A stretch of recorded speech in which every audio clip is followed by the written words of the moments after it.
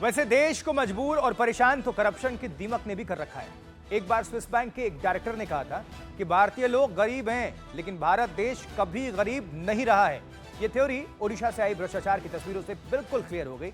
ओडिशा में एक deputy ranger के घर से जो मिला वो किसी खजाने से कम नहीं है। यह सिर्फ भ्रष्टाचार का एक मामला नहीं है, बल्कि हमारे सिस्टम में जड़ तक फैले दीमक की कहानी है। जी हां, डेप्यूटी रेंजर के घर से क्या मिला, कचहरी में इसकी पेशी कराते हैं।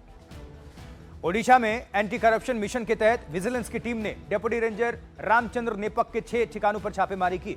इस दौरान फ्लैट नंबर 510 से 1 करोड़ 44 लाख रुपए का कैश बरामद हुआ। 10 ग्राम के सोने के 4 बिस्किट्स मिले हैं, सोने के 16 सिक्के बरामद किए गए और दूसरी कई बेशकीमती चीजें फ्लैट से मिली हैं। आप सोचिए, एक डेप्यूटी रेंजर जिसकी तनख्वाह लाखों में नहीं होती, उसके घर से करोड़ों का खजाना कैसे निकल सकता है? यह अपने आप में एक बहुत बड़ा सवाल है। सरकारी कुर्सी के 4 चक्कों में ऐसा कौन सा चमत्कार होता है जिससे एक डेप्यूटी रेंजर लेवल का अधिकारी घर को कुबेर का खजाना बना ले?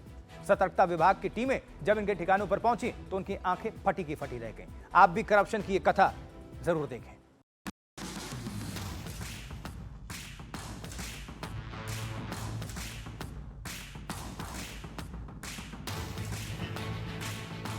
जब खुला तहखाना, मिला कुबेर का खजाना।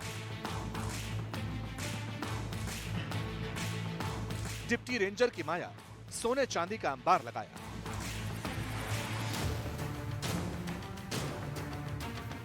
डिप्टी रेंजर के कैश लॉक में एनडीटीवी का कैमरा।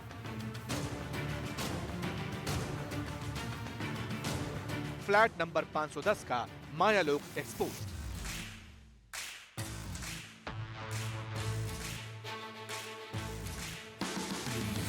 500 के करारे नोटों की गड्डियों का पहाड़, चमचमाते सोने के सिक्के, सोने की ईंटें, सोने के बिस्किट, आंखें चौधिया जाएं, माथा चकरा जाए अकूत दौलत के इस विराट चक्रव्यूह को देखकर।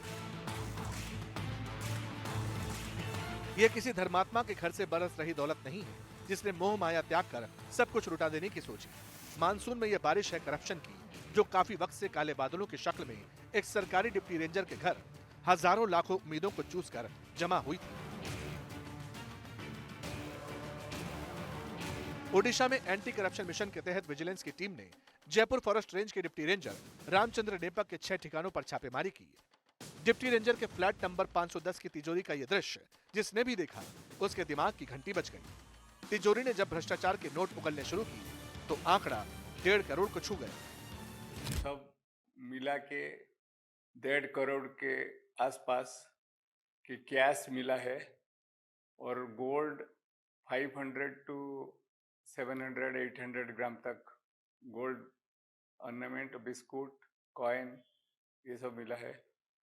2 से 3 केजी के आसपास सिल्वर ऑर्नामेंट्स एंड यूटेंसिल्स भी मिले हैं। इन्वेस्टिगेशन चल रहा है। डिप्टी रेंजर नेपक की नेक और काली कमाई पर उंगली उठी। जयपुर के विशेष सतर्कता न्यायालय ने सर्च वारंट रिलीज किया। विजिलेंस की टीम हरकत में आई। 6 डीएसपी, 5 इंस्पेक्टर, 9 एएसआई की टीम बनी। जयपुर और भुवनेश्वर में नेपक के ठिकानों को खंगाला गया। काले कुबेर की काली कमाई का राज खुल गया। रामचंद्र नेपक जो कि डेप्यूटी रेंजर जयपुर में है, उनका रिलेटेड 6 प्लेस में हमारा टीम सर्च आज सुबह से कर रही है। वो एक भुवनेश्वर में उनका फ्लैट है, पटिया भुवनेश्वर, वहाँ पर एक टीम गया है। यहाँ पर एनकेटी रोड में उनका 3 स्टोरीड बिल्डिंग है, वहाँ भी एक टीम है। और उनका जो गोल्डन हाइट अपार्टमेंट है वहाँ पर 2 फ्लैट है, वहाँ पर भी 2 टीम गए हुए हैं। उनका ऑफिस और उनका जो फादर इन लॉ का घर में सर्च सुबह से चल रही है। वर्ल्ड बैंक की रिपोर्ट कहती है कि ओडिशा में गरीबी में तेजी से कमी आई है, लेकिन इतनी भी नहीं कि एक डिप्टी रेंजर की तिजोरी से नोटों की बरसात शुरू हो जाए। जमीन पर दौलत का अंबार लग जाए, उसे गिनना तक मुश्किल हो जाए। वैसे ये प्रदेश तो अभी भी 10 सबसे गरीब राज्यों में शुमार है साहिबान, लेकिन रामचंद्र नेपक जैसों के लिए गरीबी की चिड़िया का नाम है। पूछेंगे तो बेईमानी होगी। डिप्टी रेंजर नेपक उसी ओडिशा के सिस्टम फेवर्ड सिटीजन है जहां के बाशिंदों की सालाना प्रति व्यक्ति आय 2 लाख भी नहीं है, न ही उस देश के लोगों की जहां के नागरिक काले कुबेर नेपक है। कुबेर की उपाधि इसीलिए क्योंकि डिप्टी रेंजर की तनख्वाह से नोटों का ऐसा तहखाना भला कौन भर सकता है। ईमानदारी से तो हरगिज नहीं। डिप्टी साहब की तिजोरी में बेईमानी का पैसा आया, खूब फला फूला, इतना कि नोट गिनते गिनते बड़े बड़ों की सांस फूल जाए। डिप्टी रेंजर रामचंद्र नेपक के पास इतनी अकूत दौलत कहां से आई, कैसे कमाई, किससे कमाई, कितने दिनों में कमाई? टीम विजिलेंस एक एक नोट का, एक एक सोने के सिक्के का, एक एक सोने की ईंट का, 144 करोड़ की बैलेंस शीट का हिसाब खंगाल रही है। हिरासत में आए डिप्टी रेंजर काले खजाने के कितने राज खोलेंगे, और जब खोलेंगे तो कितनों की फाइल खुलेगी?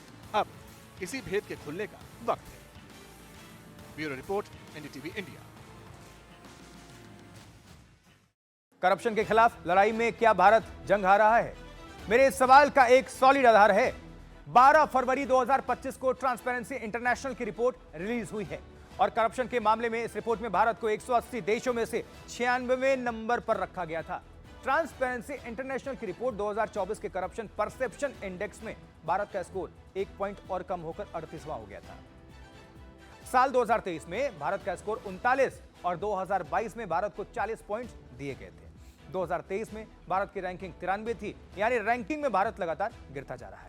केंद्र सरकार से लेकर राज्य सरकारें तक भ्रष्टाचार के खिलाफ बड़ी लड़ाई लड़ने का दावा करती हैं, लेकिन वर्ल्ड रैंकिंग में भारत का पिछड़ना बताता है कि भारत में भ्रष्टाचार कम होने की बजाय बढ़ा ही है।